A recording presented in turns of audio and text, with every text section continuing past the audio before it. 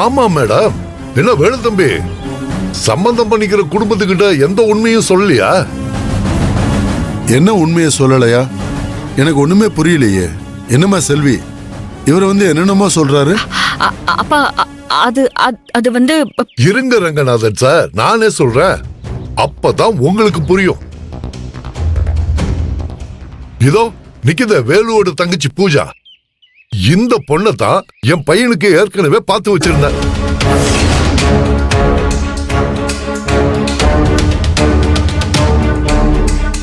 இவங்களும் எங்க கூட இப்படிதான் நகை கடை, ஜவுளி கடைன்னு எல்லாத்துக்கும் கல்யாணம் வரைக்கும் போச்சு. அப்புறம் என்ன நினைச்சாங்கன்னு தெரியல, கடைசி நேரத்துல என் பையன் மேல இல்லாத பழிய சொல்லி கல்யாணத்தையும் நிறுத்திட்டாங்க.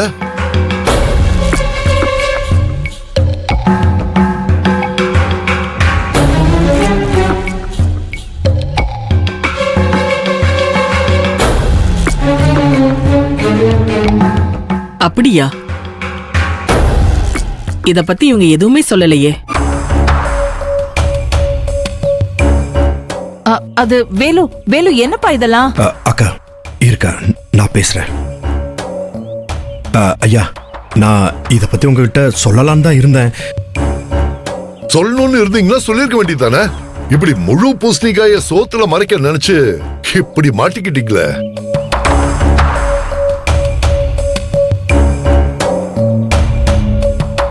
அது சரி, கல்யாணம் மேடம் வரைக்கும் பொண்ணு கல்யாணம் நின்னு போச்சுன்னு தெரிஞ்சா எப்படி அடுத்து வர்றவங்க கல்யாணம் பண்ணிப்பாங்க? அதான் எல்லாருமா சேர்ந்து இந்த விஷயத்த மறைச்சிட்டீங்க போல.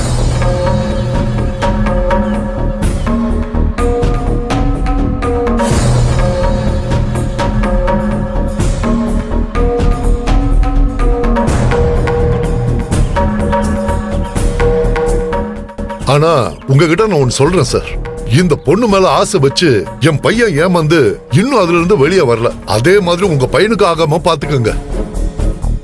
ஏமா செல்வி, இவர் சொல்றதெல்லாம் உண்மையா?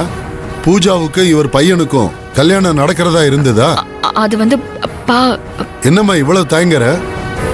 உண்மை எதுவோ அதை மட்டும் சொல்லு. ஆமாப்பா, ஆனா இவர் சொல்றதுல பாதிதான் உண்மை. கல்யாணம் நடக்க இருந்தது உண்மைதான், ஆனா நடக்காம போனதுக்கு காரணம் நாங்க இல்ல. இத பத்தி நான் உங்ககிட்ட தெளிவா சொல்றேன். என்ன தெளிவா சொல்ல போற? இவ்வளவு பெரிய விஷயத்த மறைச்சிட்டீங்க. நல்ல வேலை எதாச்சும் அவரை பார்த்தோம். இல்லனா இப்படி ஒண்ணு நடந்ததை எங்க கிட்ட சொல்லாம மறைச்சு உங்க பொண்ணை எங்க பையன் தலையில கட்டி வச்சிருப்பீங்கல்ல. அம்மா, டேய் சும்மாருடா, உனக்கு ஒண்ணும் தெரியாது. அம்மா, அம்மா, நீங்க நினைக்கிற மாதிரி எதுவும் இல்லம்மா. வேற ஒரு பிரச்சனையால தான் கல்யாணத்தை நிப்பாட்ட வேண்டியதாயிருச்சு. அதை இங்க வச்சு சொல்ல முடியாதுமா, கொஞ்சம் புரிஞ்சுக்கங்க. கடவுளே, நல்ல நேரத்துக்கு இந்த பிரம்மா வந்தான். கெட்டவன் மூலமா ஒரு நல்லதை நடக்க வச்சிருக்க. இது அப்படியே பெருசாகி இந்த நிச்சயதார்த்தமே நடக்காம போயிடணும். சார், இவங்க என்ன வேணா இப்ப சொல்லுவாங்க, ஆனா கடைசி நேரத்துல இந்த கல்யாணத்தை நிறுத்திடுவாங்க. அதனால பார்த்து முடிவெடுங்க சார். இது உங்க பையனோட வாழ்க்கை. நான் சொல்றதெல்லாம் சொல்லிட்டேன், அதுக்கு மேல உங்க கையில தான் இருக்கு. ஹே, உனக்குலாம் மனசாட்சியே இல்லையா? இப்படி ஒரு பொண்ணோட வாழ்க்கையை கெடுக்க நினைக்கிற? நீல நல்லா இருப்பியா? என்னம்மா சாபம் இல்லையா? பரவாயில்லம்மா, அதுக்காக இன்னொரு நல்ல குடும்பத்து பையன் வாழ்க்கையும் என் பையன் வாழ்க்கை மாதிரி ஆயிடக்கூடாது பாரு. அதுக்காகத்தான் நான் உண்மையை சொல்லிட்டேன். தப்பா இருந்தா மன்னிச்சிருமா. கௌதம், இங்க பாருங்க, இவரு ஏதோ. நீ ஒண்ணு சொல்ல வேண்டாம் செல்வி. என்ன வேணாலும் இருக்கட்டும், பிக்ஸ் ஆன கல்யாணம் மேடை வரைக்கும் நின்னு போயிருக்குன்னா அத பத்தி ஒரு வார்த்தையாவது எங்க கிட்ட சொல்லி இருக்கணுமா இல்லையா?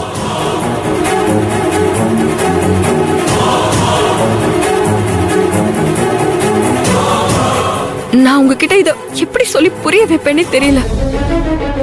சார், நான் சொல்றத கொஞ்சம் கேளுங்க சார்.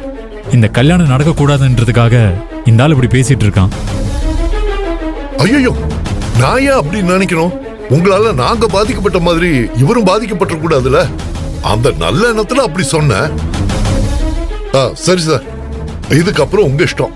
நான் சொல்றத சொல்லிட்டேன். நான் வரேன் சார். எதுக்கும் இவங்க கிட்ட கொஞ்சம் கவனமாவே இருக்க.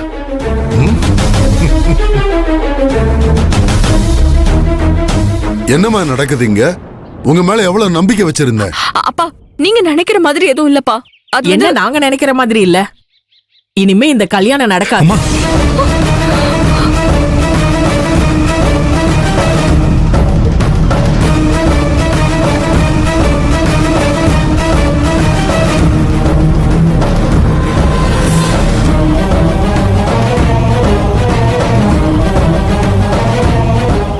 அம்மா அதான் அவங்க ஏதோ டேய் சொல்ல பேசாம இருடா. வராங்க.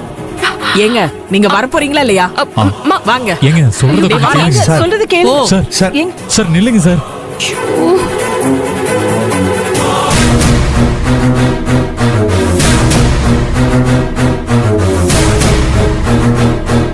ஏறா கார்ல ஏறு.